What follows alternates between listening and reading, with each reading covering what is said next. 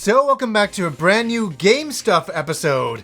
And before I start, I gotta say, I love my shirt. I do. I finally got this Govelia shirt. I got it from Redbubble. So a lot of people are always saying, where do you get your shirts from? Stuff like that. Once in a while, I'll spend a tiny little bit more money and get a really exclusive, hard to find, never made shirt before. And that for me is, I got my Phantasy Star shirts, my Ease shirt, and Govelius. I'm a huge fan of Govelius on the Sega Master System. I really am, and I never thought in a million years I would ever have a shirt based on that game. But it's a real childhood memory for me, and this is one of the first new Game Stuffs that I got. I felt like a little kid. I opened it up. I'm like, oh my god, I have a Govelius shirt. That is so wild. So for all old school fans out there, you will know how I feel. Like a fucking loser, and I love it. Okay, so first off, let's talk about some new games that I picked up. Gravity Rush. What can I say about this? The one way I wanted to kind of describe it was Jet Grind Radio. Remember that amazing game on the Dreamcast? That kind of feeling it gave you, for something brand new and, pushing the system and, I don't know, just a revolutionary concept. That's what I'm trying to say. And Gravity Rush is a revolutionary concept. And I played it with Kim and we were joking around in the beginning, that is for sure. But when Kim went to bed that night, I kept on playing it and I loved it. I don't know why, I just got that Dreamcast vibe. It just felt like just a very fresh experience, and I really was enjoying it. I just love being able to float around in 3D. I did get the hang of it later on, and I'm flying around the city, then there's enemies down there, and I'm dropping down and kicking the crap out of them. I'm picking up things from my little apartment in the sewers and stuff like that, and I was really having a good time. I gotta say, oh, wow. I'm really happy to play Gravity Rush. Gravity Rush is a big surprise for me for 2016. I never really knew about the game. I thought it was a fucking racing game. An upside down racing game called Gravity Rush. Boy, was I fucking wrong. And was I ever glad to be wrong. Really highly recommend Gravity Rush. Really, really fun game. Now, this is a game I had to download because I couldn't find a physical copy in Canada at the time. When I finally could find a physical copy, it was really expensive. The Canadian dollar versus the American dollar is ridiculous right now. But I was able to find this for $30. $30 was much more reasonable. So I was able to snag this off Amazon, and I'm really, really happy I did. And for anybody who lives in Canada, it's still expensive on Amazon.ca, but Amazon.com, it would drop down to $30. A really good price. I had to get a physical copy of Transformers Devastation. It's such a great game. Now, here's a game that honestly, I remember them announcing it, but the NES Remix pack on the Wii U, I don't know, I don't know, it was just kind of weird. I was in Toys R Us with Kim and I'm like looking around and stuff and I'm like, oh, I for some reason thought it was a downloadable only copy. So I was like, there's a physical copy and it's only $30? I'm like, fuck yeah. So I'm looking forward to trying this out, some remixed versions of classic NES games. How can that be a bad thing? It's not. Now, freaking Amazon.ca is really goofy to use at times. Is that I had ordered this game and I'm like, when's it shipping? This is like a birthday thing for myself that I ordered. It's like, oh good, and it just never shipped. And I just never understood why. And then I walked into Walmart and it's there. It's the Resident Evil Origins Collection with 0 and Resident Evil 1. High definition upgrades, remasters for it. And wow, I was playing on the PS4 anyways, because I downloaded Resident Evil 1 and I was loving the game. As I said before, I got further into the game than I'd ever gotten when I was a younger guy. And I love the game and I wanted a physical copy of it. Because I have a funny feeling this kind of game will become rare in time, and I'll have a harder time tracking it down. That's the thing. Sometimes if you wait on games, you're like, oh, I'll get it later. And all of a sudden later, you're like, oh shit, it's not available anymore. And now it's, astronomical. So try to pick it up when it's cheaper, rather than waiting till later and going, damn. I'm so glad I was able to get a copy of this game. This is a very limited run game by a really great website, Limited Run Games. This is oh god. Saturday Morning RPG. This is a game that I had on my iPhone, and I was playing for quite a bit of time. And then Limited Run did a limited run on this game. And here we go. Saturday Morning RPG on the PS4.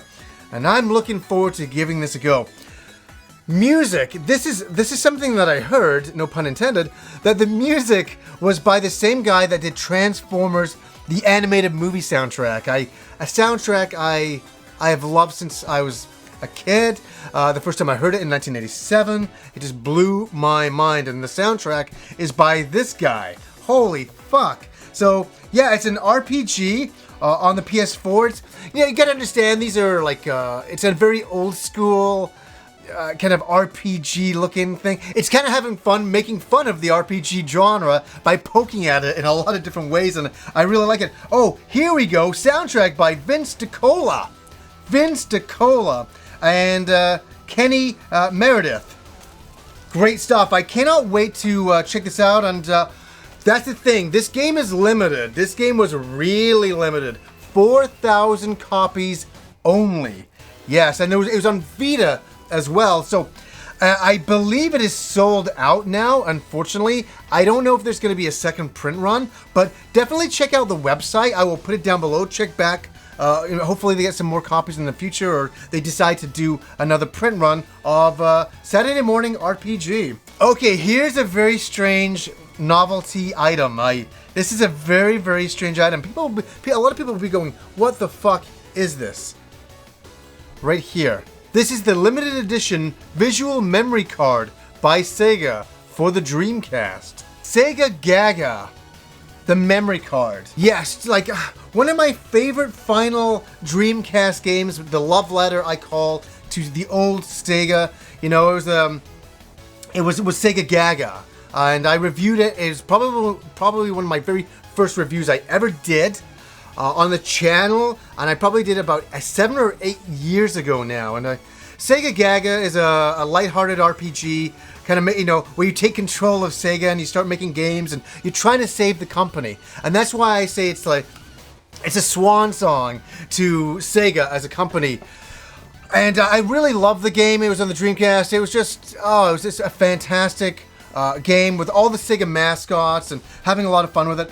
Where here we go. This was a limited edition memory card that came out at the time. Look at this. Oh, this is great. Here we go. Pop off the cap there. Jeez.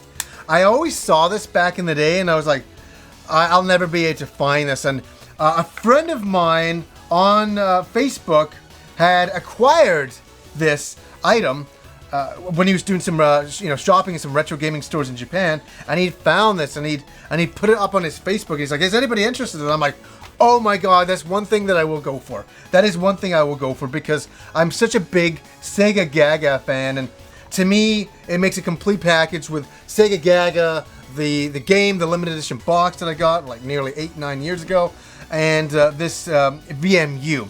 It's really cool to have this. It's such a weird item. I knew most people would be like thinking, what the fuck is this? What is he talking about? But it's a limited edition VMU for Sega Gaga.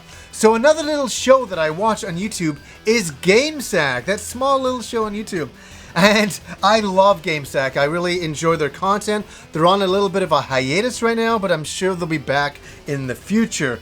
And they released a Blu-ray of some of their early episodes, and I had to snag this, and I'm really happy that I did, because there's a lot of bonus features on this, a lot that I really got into, a lot of old videos with Joe and Dave in their childhoods making really crappy movies like we all did, and I could really relate to some of those old movies that they put out there.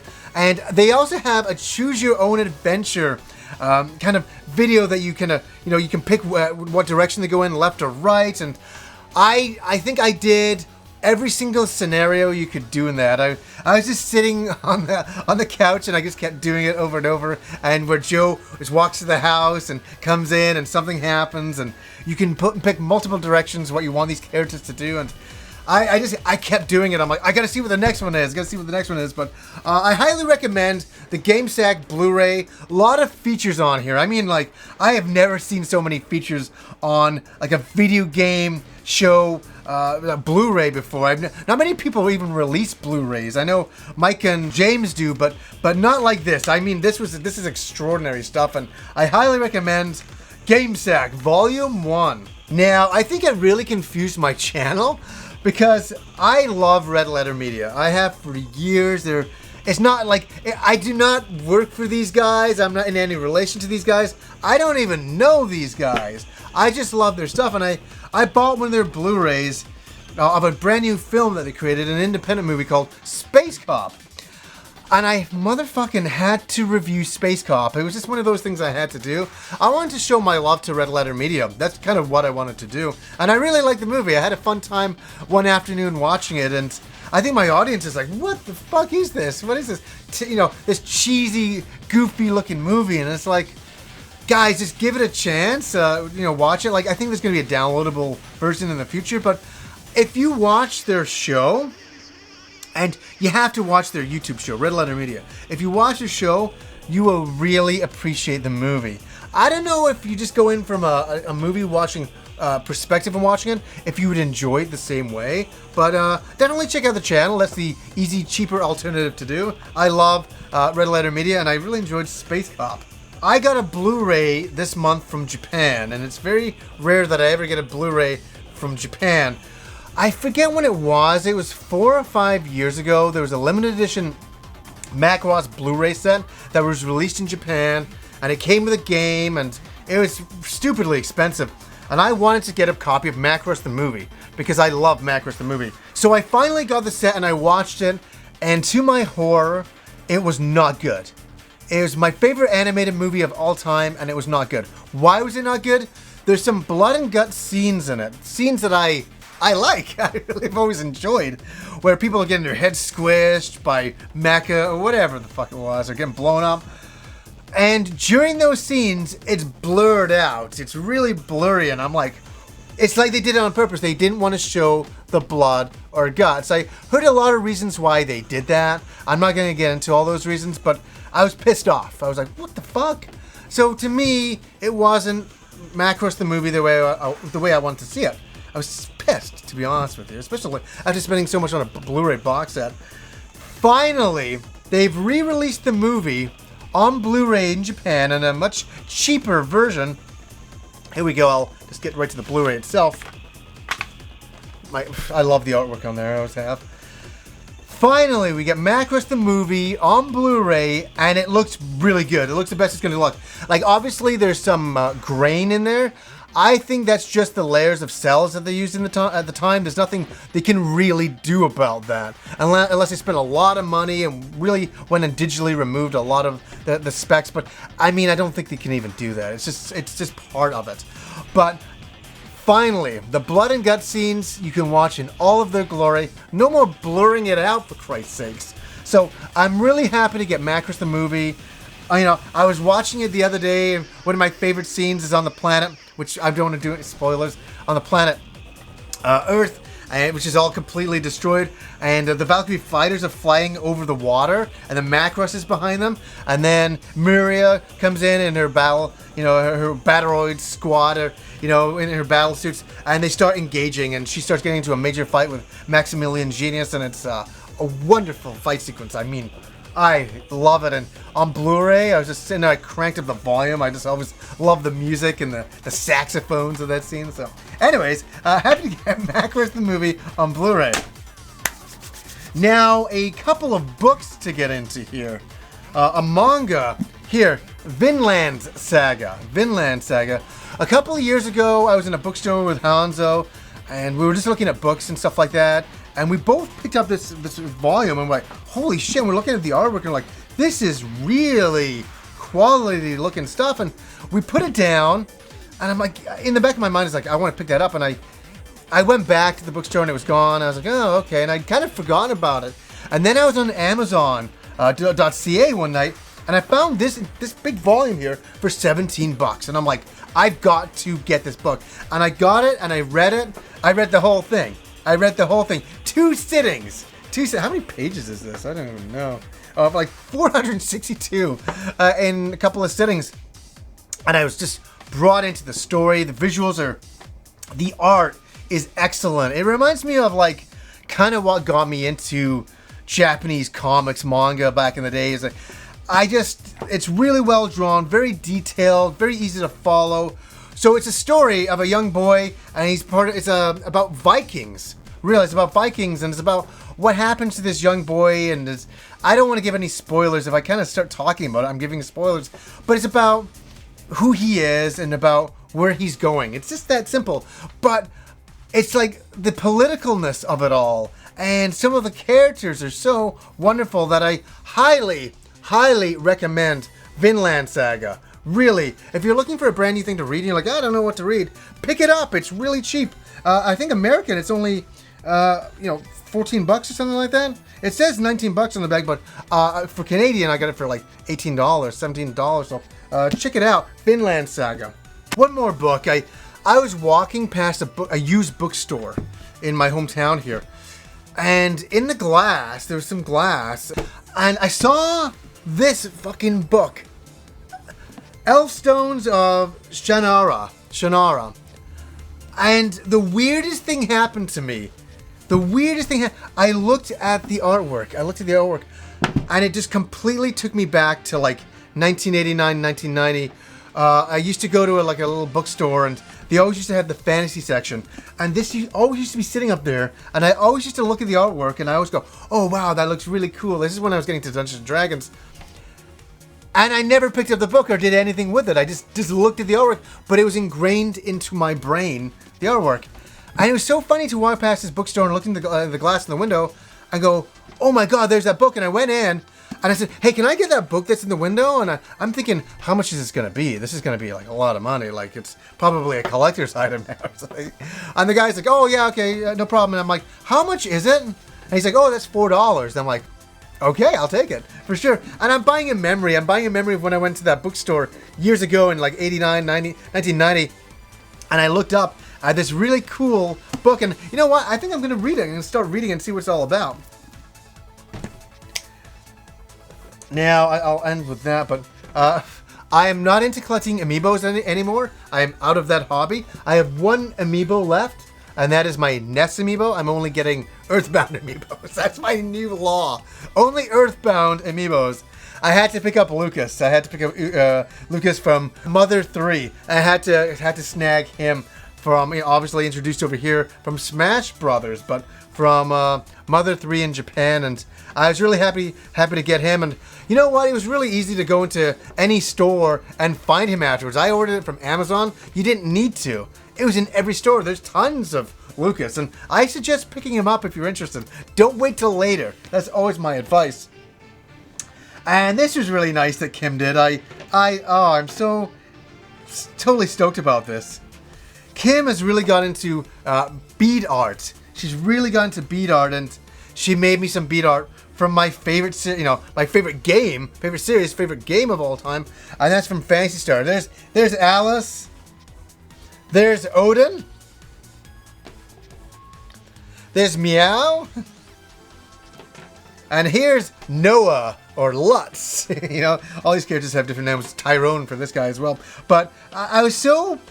I don't know. I can't tell you what it meant to me when she sat and worked on these for a couple of nights, and then I didn't want to look because I didn't want to ruin the surprise. And she's like, here you go. And I was like, oh, God, this is so great. So she put on little magnets on the back. So I just wanted to show them in this new Game Stuff episode. Now they're going to go onto the fridge. I'm really blown away with Kim with some of the bead art she's doing. It's just blowing my mind.